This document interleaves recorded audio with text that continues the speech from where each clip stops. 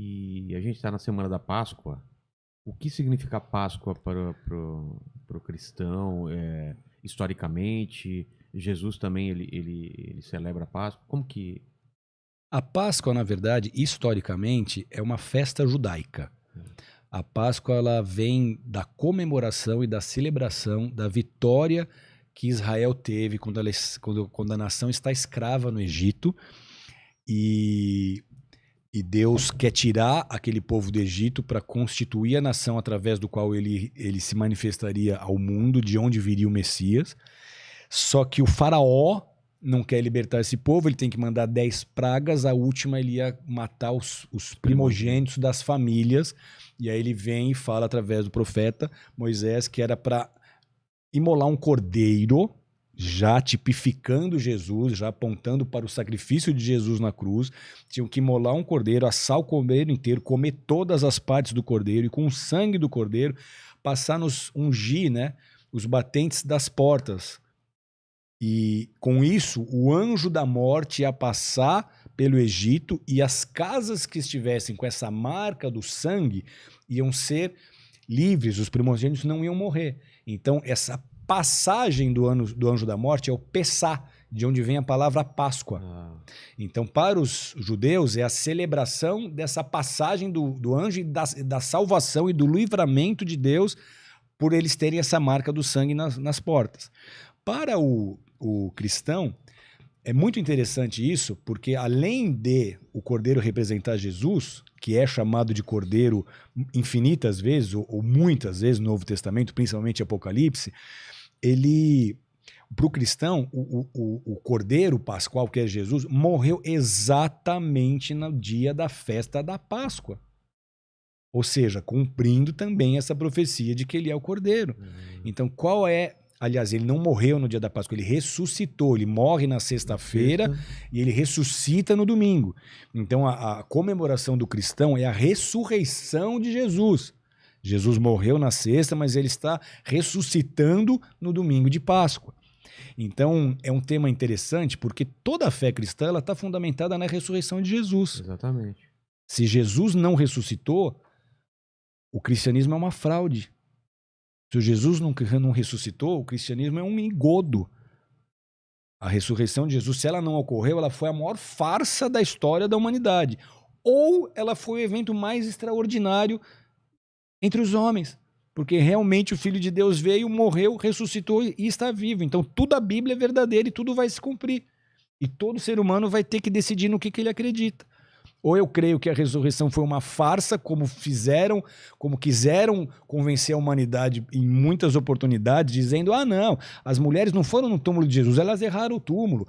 Não, os discípulos deram dinheiro para os guardas romanos e levaram o corpo de Jesus para outro lugar. Não, não pode ser, vocês estão errados, não foi assim. Então, de muitas maneiras, tentaram desacreditar a história da ressurreição. Mas o cristianismo nasce com a história da ressurreição de Jesus. A ressurreição é o berço da igreja cristã. Se a ressurreição aconteceu, então Jesus vai voltar e tudo que está profetizado vai se cumprir. Os primeiros apóstolos, eles deram a vida por essa verdade. Pedro, Tiago, João, eles fundamentavam os seus primeiros sermões na ressurreição de Jesus. Eles foram pregar para as mesmas pessoas que tinham ressuscitado Jesus. Qual que era a pregação de Pedro? Vocês mataram o Messias, mas ele ressuscitou e nós somos testemunhas disso.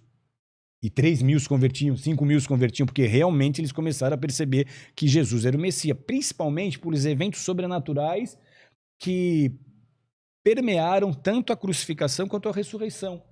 Então a crucificação teve terremoto, o véu no templo se rasga de baixo a baixo, o povo viu que aquilo era uma coisa sobrenatural acontecendo. E na ressurreição, o mesmo, a pedra que era pesadíssima foi removida sobrenaturalmente. Maria Madalena, Maria e as outras chegaram lá para ungir o corpo de um defunto, elas não estavam esperando a ressurreição. Chegaram lá e encontraram 2 anjos, falando, por que vocês estão procurando entre os mortos o que vive? Ele está vivo, ele não está aqui. Ele ressuscitou. E aí Jesus aparece para elas, aparece para Pedro, aparece para os discípulos com Tomé, para os discípulos sem Tomé, deixa Tomé tocar as laterais dele. Foi a maior evidência, a maior prova. Então há comprovações históricas da ressurreição de Jesus. E além disso, ele começa a mostrar a Bíblia. Ele começa a apontar para as profecias e dizer, está aqui escrito que eu tinha que morrer, que eu tinha que ressuscitar. Eu mesmo avisei vocês que eu tinha que morrer e tinham que ressuscitar. Aí que os discípulos entenderam que o reino era espiritual e começaram a pregar com ousadia, foram cheios do Espírito Santo e todos, com exceção de João, foram martirizados. A maioria morreu crucificada. Pedro morreu crucificado de cabeça para baixo. Tomé morreu com atravessado por uma lança. Mateus morreu atravessado por uma espada. Judas Tadeu também. Então, por quê? Você acha que eles iam morrer por uma mentira? Eles dariam a vida dela por isso. Estevão morreu apedrejado porque ele viu Jesus ao lado de Deus, ele foi crucificado, foi apedrejado. Paulo morreu decapitado. Então, esses homens deram a vida dele pela ressurreição, crendo na verdade da ressurreição. Durante os 4 primeiros séculos da igreja cristã, milhares de cristãos foram queimados, foram destruídos por feras nas arenas do Coliseu, foram espetáculo, os seus assassinatos foram espetáculo para os imperadores no Circo Máximos, em outros circos romanos. Por que eles dariam a vida se isso fosse uma mentira? Então a ressurreição de Jesus é um fato e nela está fundamentada toda a fé cristã. Jesus ressuscitou, Jesus está vivo, se eu conversar com ele agora ele vai responder, ele está presente, ele é conosco, ele vai voltar e aquilo que está escrito vai se cumprir. Essa é a base. A Páscoa, então, é essa celebração. Jesus ressuscitou, Jesus está vivo. E onde entra Lúcifer nessa história? Porque eu já tentei estudar bastante, tem várias linhas que acreditam que existe Lúcifer, Satanás é outra entidade. São a mesma pessoa. São a mesma? São. O anjo caído... Lúcifer é o nome dele quando ele era um anjo. Tá. Como é que ficou isso? Ezequiel fala sobre isso. Você tem um ambiente celestial em que Lúcifer é um querubim. Ele coordena toda a adoração nos céus. Só que ele se corrompeu. Ele viu o trono que Deus estava preparando para Jesus, ele achou que era para ele. Quando ele viu que não era, e quando ele viu como Deus amava os homens, como Deus tinha um plano que ele não era o principal, ele começou a se crescer, mas até então ele era um anjo perfeito, ele era um anjo de luz, ele era excelente, ele coordenava toda a adoração, ele tinha o respeito dos anjos. Ele comandava miríades e miríades de anjos. Tanto é que ele conseguiu convencer uma parte a se rebelar contra Deus. Uma parte em 3. 33% dos anjos se rebelaram contra Deus sob a influência dele. Só que não tem guerra. Na verdade, não é uma guerra cósmica entre Lúcifer e Deus. Porque o julgamento de Lúcifer já aconteceu, ele já foi condenado. Não é uma guerra. Mas houve uma guerra entre os anjos. Houve uma guerra entre os anjos. E aí, como que Deus acaba com essa guerra? Ele derruba Lúcifer do céu, terça parte dos anjos cai junto, e eles já são automaticamente condenados. Ou seja, não tem chance de Lúcifer sair vitorioso dessa história.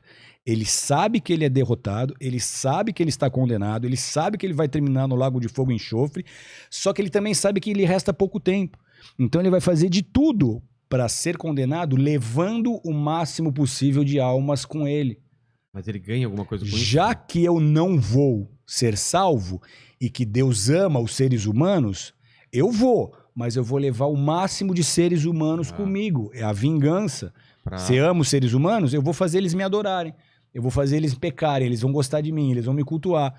Então, durante os séculos, você percebe que a figura de Lúcifer era uma figura maligna. Hoje, nós estamos tão próximos ao fim, onde ele vai querer ser glorificado, porque o sonho de Lúcifer é governar um mundo onde os humanos tenham se esquecido do seu Criador e ele seja adorado. Esse é o sonho dele, é o que ele tenta fazer.